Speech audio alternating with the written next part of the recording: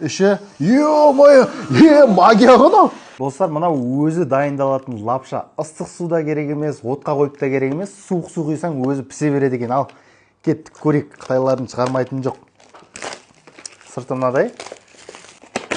О, что это такое? Не деген добро бар мына ішінде. Не бір пакеттер, бұқи-чықи.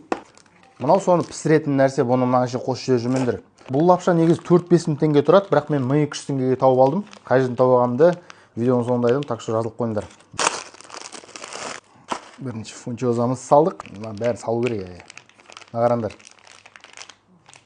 Гайбай, мынау не? Лотос мынау. Сосын древесные грибы деген, сосын кәдімгі картошка.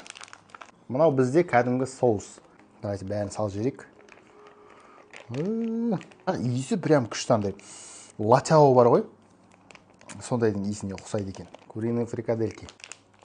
Что это такое?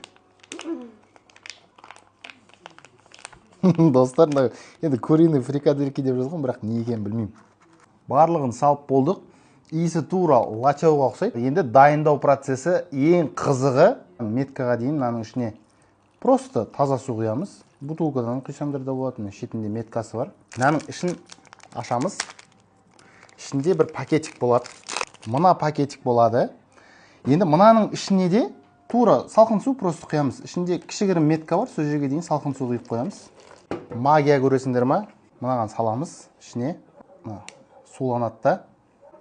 Өсіп суды өзімен сіңіреді да. Іші магия ғой. Қайнай бастайды. Ыстық бар. Ай. Ыстық.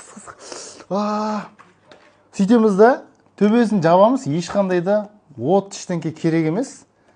15 минут осылай өзі піседі, бұқтырылып. Қайнаудың түрі жаман ғой, қараңдаршы. Дегустацияны екінші частьта салатын боламын, а то видео ұзақ болып кетеді, сондықтан жоғалтып алмай тіркеліп ал.